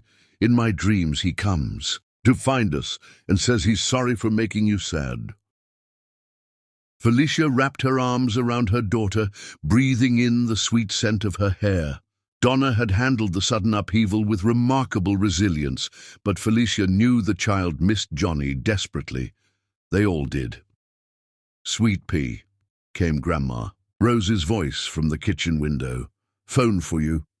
Felicia's heart jumped, as it did every time the phone rang. She'd changed her number when they moved, but Johnny was resourceful and determined. So far, though, the calls had all been mundane. Job, interviews, school administrators, medical appointments. "It's your friend Lisa," Grandma Rose called, and Felicia felt equal parts relief and disappointment. Lisa had been Felicia's closest friend since nursing school, and she'd become the unofficial keeper of information about Johnny's activities. Though Felicia had asked her not to share details, Lisa couldn't help dropping occasional hints about the changes in his life. "Hey, girl," Lisa said when Felicia picked up the phone. "How are you holding up?" "Same as always," Felicia replied, "taking it one day at a time." "I saw something today I thought you should know about," Lisa said carefully. "There was an article in the paper about a new foundation, the Felicia Johnson Foundation for Single Mothers. It's providing full scholarships for nursing students who are single parents." Felicia's breath caught. "What?" The article didn't mention who funded it, but the name isn't exactly subtle, Lisa continued. "It's already helped 12 women start nursing programs, and they're expanding next year." Felicia sank into her grandmother's kitchen chair, overwhelmed by the implications. Johnny had named a foundation after her, not just any foundation, but one that supported exactly the kind of women she'd been, struggling to balance motherhood and education while building a better future. "There's more," Lisa said quietly. "I have a friend who works at Broom Industries. She says he's completely changed the company culture, fired his old inner circle, and implemented all kinds of ethical policies. And Felicia, she says he looks like hell, like a man who's lost everything that matters to him." After they hung up, Felicia sat in the fading afternoon light, processing what she'd learned. For months, she'd convinced herself that Johnny's deception proved he saw her as less than as someone unworthy of his honesty. But the foundation suggested something different. It suggested genuine respect and love, even in separation. That night, as she had every night for 6 months, Felicia lay awake staring at the ceiling and remembering. But instead of focusing on the betrayal and hurt, she found herself thinking about the man who'd taught Donna to ride a bike, who'd held her through nightmares, who'd looked at her like she was the most beautiful woman in the world. Could someone fake that kind of tenderness? Could someone manufacture the way his eyes had lit up when she walked into a room, or the reverent way he'd touched her in the darkness of her bedroom? Meanwhile, in the city, Johnny sat in his empty mansion with a photo album spread across his lap. He'd compiled every picture they'd taken together. Candid shots of Donna on her bike, Felicia studying at the park, the 3 of them at the farmer's market. In every image, Their happiness was undeniable. His phone rang, and for a wild moment, Johnny thought it might be Felicia. Instead, it was Dr. Kellerman. "I know this is unusual," the therapist said, "but I wanted to check in. How are you doing tonight?" "Surviving," Johnny replied honestly. "Some nights are harder than others." "Have you considered that maybe it's time to try reaching out to her again? Not to pressure her, but to share what you've learned about yourself?" Johnny had considered it every day for months. What if she doesn't want to hear from me? What if I just make things worse? What if you don't and you spend the rest of your life wondering what if? After they hung up, Johnny stood at his bedroom window looking out at the lights of the city. Somewhere out there, beyond the glow of streetlights and neon signs, Felicia was probably tucking Donna into bed and reading her a story. The thought of them going through their nighttime routine without him, of all the moments he was missing, made his chest ache with loss. But for the first time in months, Johnny felt something besides despair. Dr. Kellerman was right. He'd done the work of becoming a better man, of confronting his demons and rebuilding his life on a foundation of honesty and integrity. Maybe it was time to find out if love could survive even the deepest betrayal. Maybe it was time to fight for his family. Chapter 9. Love's Grand Declaration. The morning news played softly in Grandma Rose's kitchen as Felicia prepared breakfast. Donna chattering about her upcoming school play while spreading jam on her toast with the concentrated intensity only 8-year-olds could manage. It had been 7 months since they'd left the city, and Felicia had finally begun to believe that maybe, just maybe, her heart might heal someday. And in business news, the Felicia Johnson Foundation for Single Mothers has announced a major expansion of its scholarship program. The anchor's voice caught Felicia's attention like a hook. The foundation, which has remained mysteriously private about its funding source, will now provide full nursing scholarships to over 200 single mothers nationwide. Felicia's coffee mug slipped from nerveless fingers, shattering against the linoleum floor as the news report continued. The foundation's spokesperson released a statement saying that education is the key to breaking cycles of poverty and creating better futures for children. When asked about the foundation's benefactor, the representative would only say that the donor wishes to honor an extraordinary woman who embodies strength, compassion, and determination. The camera cut to footage of scholarship recipients. Women who looked remarkably like Felicia herself. Working mothers struggling to balance school and family. Women whose dreams had been deferred but not destroyed. "Mama!" Donna's excited voice seemed to come from very far away. "That lady has your name. How funny is that?" Felicia sank into her chair, her mind reeling. This wasn't the first mention of the foundation Lisa had called about. It was something much bigger, much more public. Johnny wasn't just quietly helping women like her. He was making a statement, a declaration that reached far beyond private charity. Her phone rang, and this time she knew with absolute certainty who it would be. Felicia. Johnny's voice was rough with emotion, as if he'd been awake all night, preparing for this moment. "Did you see the news?" "I saw it," she whispered, her heart hammering against her ribs. "There's something else, something I need to show you. Would you meet me? Please." Felicia closed her eyes, fighting against the surge of longing that threatened to overwhelm her. "Johnny, I don't know if—" "At the supermarket," he interrupted softly. "Where we first met. Tonight at sunset. Please, Felicia, give me one chance to show you who I really am when I'm not hiding behind lies." Something in his voice, vulnerability, hope, desperate love, made her decision for her. "Okay," she breathed. "I'll be there." The drive back to the city felt like traveling through time. Every mile brought memories flooding back. Their first coffee date, teaching Donna to ride her bike. Quiet Sunday mornings filled with laughter and love. By the time Felicia pulled into the familiar parking lot of Broom's supermarket, her hands were shaking. What she found there stole her breath entirely. The parking lot had been transformed into something from a fairy tale. Hundreds of candles. In glass, hurricanes created pathways of light that converged on a single spot, the exact location where she'd knelt in the rain 7 months ago to help a stranger. Rose petals carpeted the asphalt in shades of deep red and soft pink, and strings of tiny lights had been hung from every available surface, creating a canopy of stars against the darkening sky.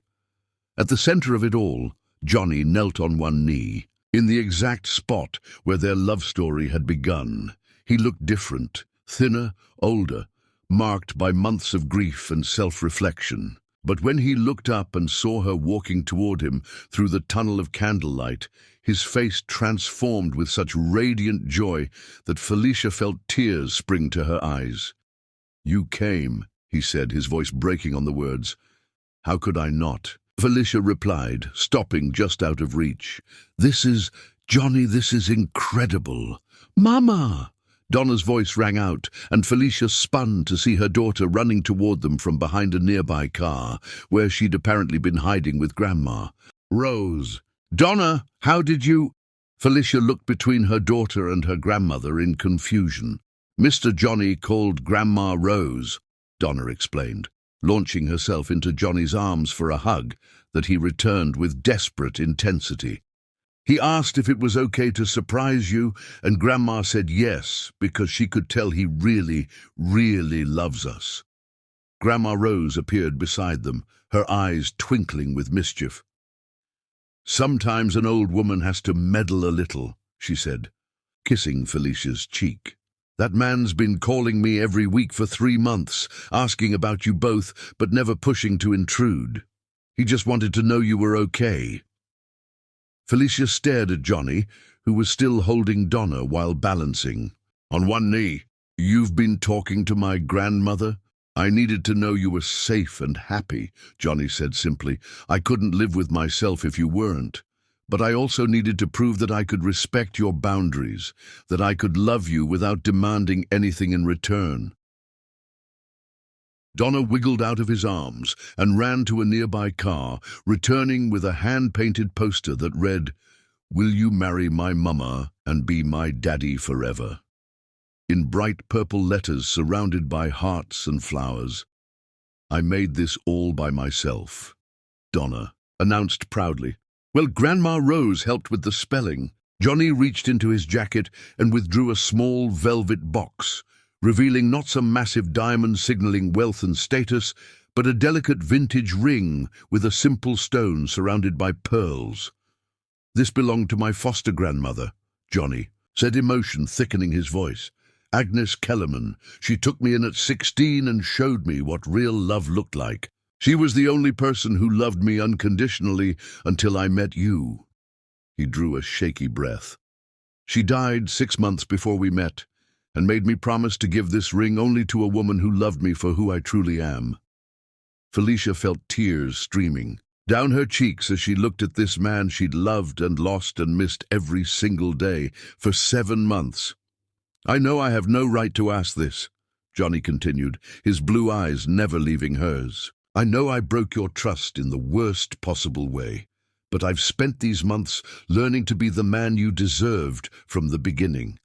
I've been in therapy, confronting every demon that made me think lies were safer than truth. I've rebuilt my company based on the values you live by every day, and I've established this foundation not to win you back, but because your strength and determination inspired me to use my resources to help other women achieve their dreams the way you achieved yours." He gestured to the elaborate scene around them. "This isn't about money or grand gestures. This is about me putting my heart on the line the way you did every day we were together. This is me telling you that I choose vulnerability over protection, truth over safety, love over fear." Felicia sank to her knees beside him, her heart so full she could barely speak. "Johnny, I love you," he said fiercely. "I love your strength and your kindness, and the way you make everything better just by existing. I love watching you study at the kitchen table and hearing you sing in the shower and seeing the way you light up when Donna accomplishes something new. I love that you knelt in the rain to help a stranger and that you built a life of meaning and purpose despite every obstacle. He took her hands in his, and Felicia could feel them trembling. I love that you saw through my lies to the man I could become and loved him anyway. And if you'll let me, I want to spend every day for the rest of my life proving that your love transformed me into someone worthy of it. The foundation, Felicia managed through her tears. You named it after me. Because you showed me what it means to fight for your dreams while lifting others up along the way, Johnny said. Because every scholarship recipient reminds me of your courage and determination. Because I wanted the world to know that Felicia Johnson is the strongest, most inspiring woman I've ever known. Donna, who had been watching the entire exchange with the serious attention of a child witnessing something momentous, suddenly spoke up. Does this mean you're going to be my daddy for real now? Johnny looked at the little girl who'd stolen his heart from the very beginning. Only if your mama says yes, princess. Only if she can forgive me for being so scared of losing you both that I almost lost you anyway. Felicia looked around at the fairy tale he'd created in a parking lot, at her daughter's hopeful face, at her grandmother's encouraging smile, and, finally, at the man who'd broken her heart and then spent months putting himself back together to earn the right to try again. Yes, she whispered, and then louder, yes, yes, 1,000 times yes. Johnny's hands shook as he slipped the ring onto her finger, a perfect fit, as if it had been waiting for her all along. Then he was kissing her, pouring 7 months of longing and regret and desperate love into the connection of their lips while Donna cheered, and Grandma Rose dabbed at her eyes with a handkerchief. I promise you, Johnny said against her mouth, complete honesty from this moment forward. No more secrets, no more lies, no more fear. Just love and truth, and the 3 of us building something beautiful together. Just the 4 of us, Grandma, Rose corrected with a grin. Someone's got to keep you all in line.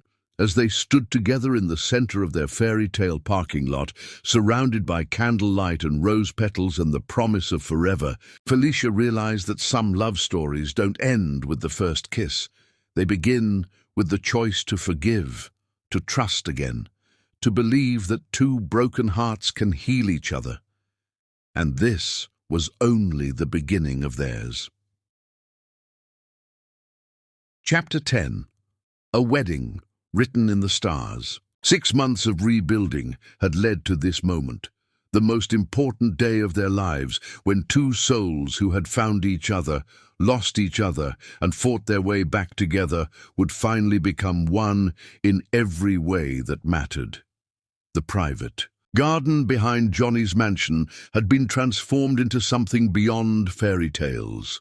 20,000 white roses created a living cathedral, their petals forming an aisle that seemed to float on clouds of silk and dreams. Strings of fairy lights hung between ancient oak trees like captured starlight, while crystal chandeliers suspended from invisible wires created pools of dancing light throughout the garden. The altar was a simple arch of intertwined white roses, and baby's breath, elegant in its understated beauty. In the bridal suite of the mansion, Felicia stood before a full-length mirror, hardly recognizing the goddess staring back at her. Her wedding dress was a masterpiece of ivory silk and delicate lace that hugged her curves before flowing into a train that seemed to float around her like mist. The bodice, hand-beaded with pearls and crystals, made her dark skin glow like burnished gold, while the cathedral veil fell around her like a blessing from heaven itself. "Oh, sweet pea," Grandma Rose whispered, tears streaming down her weathered cheeks. "You look like an angel walked down from heaven."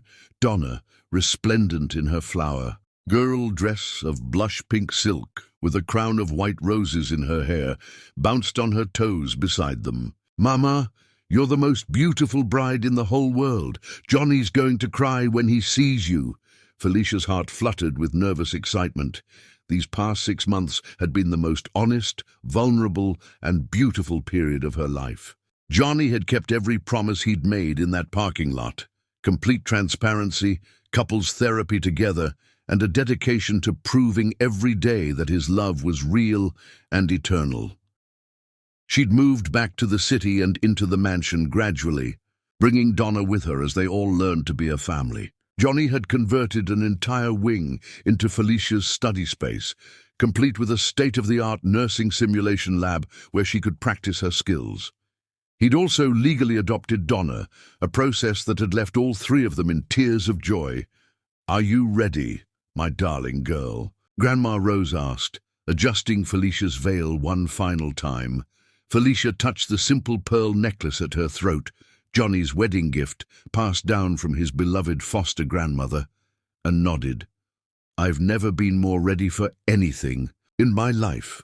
In the garden, Johnny stood at the altar in a perfectly tailored black tuxedo, his hands trembling slightly as he watched the guests take their seats. The ceremony was intimate. Just 50 people who truly mattered to them, including several scholarship recipients from the foundation who had become like sisters to Felicia. Dr. Kellerman sat in the front row, beaming with the pride of someone who had witnessed Johnny's transformation from broken man to whole human being. Beside him sat the new leadership team at Broom Industries, people Johnny trusted completely, who understood that family came before profit and love, before prestige, as the string quartet began the opening notes of Pachelbel's canon. Johnny felt his breath catch in his throat. This was really happening. After months of careful rebuilding, gentle honesty, and learning to trust each other completely, they were finally going to be husband and wife. Donna appeared first, walking down the petal-strewn aisle with the serious concentration of someone carrying out the most important job of her life. She scattered rose petals with deliberate precision, her little face glowing with happiness. When she reached the altar, she looked up at Johnny and whispered, "She looks like a princess, Daddy." The word Daddy still made Johnny's chest tight with overwhelming love. He'd legally adopted Donna 2 months ago, and the little girl had taken to calling him Daddy with the casual ease of someone who'd always known he belonged in their family. Then the music changed, and Felicia appeared at the far end of the aisle. Johnny felt his knees nearly buckle at the sight of her. She was radiant, luminous, absolutely breathtaking in her ivory gown that made her look like an African goddess walking among mortals. Her natural hair was styled in an elegant updo with white roses woven throughout, and when she smiled at him, through her veil, Johnny felt tears stream down his cheeks without shame. She walked alone, her choice, a symbol of the strength and independence that had first captured his heart.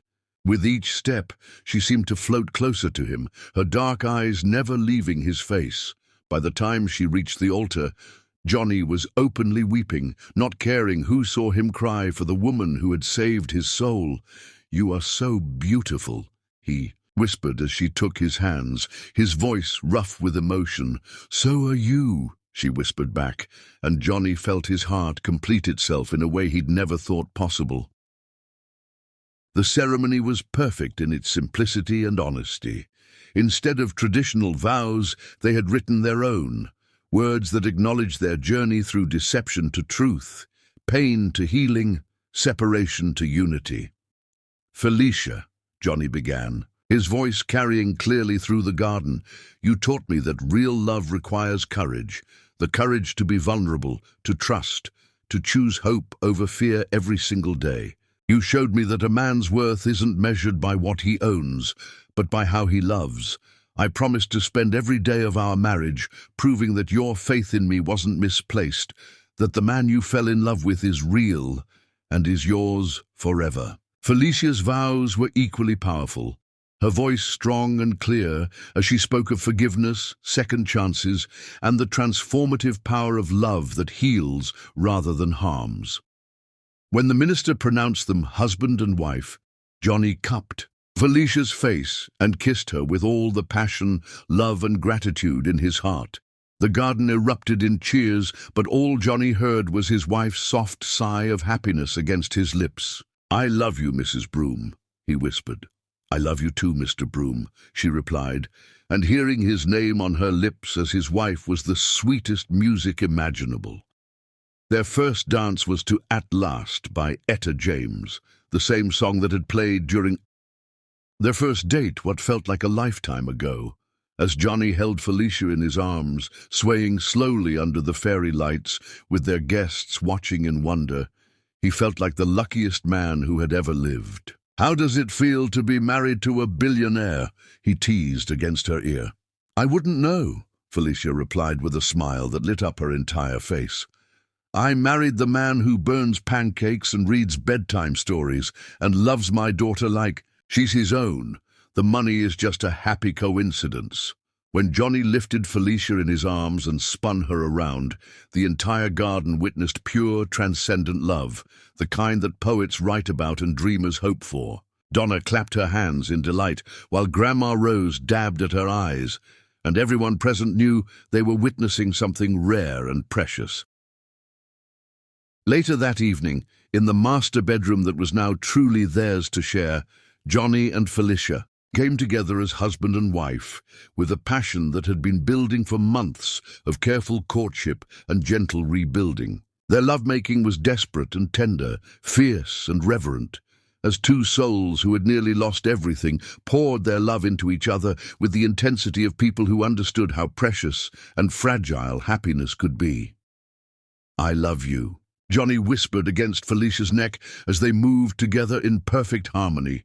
"I love you so much it hurts." "Show me," Felicia gasped, and Johnny spent the entire night worshipping her body with his hands and mouth, proving with every touch that she was his goddess, his salvation, his everything. Their honeymoon in the Maldives was 2 weeks of paradise on earth. In their overwater villa, surrounded by crystal blue lagoons and endless skies, Johnny made love to his wife under tropical stars, while Felicia finally allowed herself to believe in happily ever after. But the real magic began when they returned home and started building their life together in earnest. 5 years later, Johnny stood in the audience of Donna's high school graduation, his arm around Felicia's expanding waist as she carried their second child. When Donna's name was called as valedictorian, she looked directly at them and mouthed, "Thank you, Daddy," and Johnny felt his heart burst with pride. 7 years later, Felicia cut the ribbon on the Felicia Johnson Community Health Clinic, a state-of-the-art facility funded by their foundation that provided free health care to underprivileged families. Johnny watched his wife, now Dr. Felicia Broom, RN, address the crowd with the same grace and compassion that had first captured his heart in a rainy parking lot. 10 years later, they sat in their garden watching their twin boys, Marcus and Gabriel, play on the swing set Johnny had installed next to the rose garden where they'd been married. Donna, now in college studying to become a doctor like her mother, was home for spring break and helping her little brothers build a fort. "Any regrets?" Johnny asked Felicia as they watched their children play in the golden light of sunset. "Only one," Felicia replied, snuggling closer to her husband of a decade. Johnny's heart skipped a beat. "What's that?"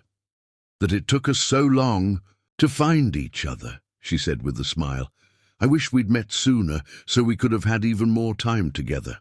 Johnny kissed the top of his wife's head, breathing in the scent of her hair and feeling grateful for every twist of fate that had led them to that rainy parking lot where love had first taken root. Their love story had begun with deception and pain, traveled through betrayal and forgiveness, and bloomed into something beautiful and eternal. It proved that some love survives anything, that second chances can lead to happiness, and that the best fairy tales are written by imperfect people who choose to love each other perfectly. As stars emerged over their garden, the same garden where they'd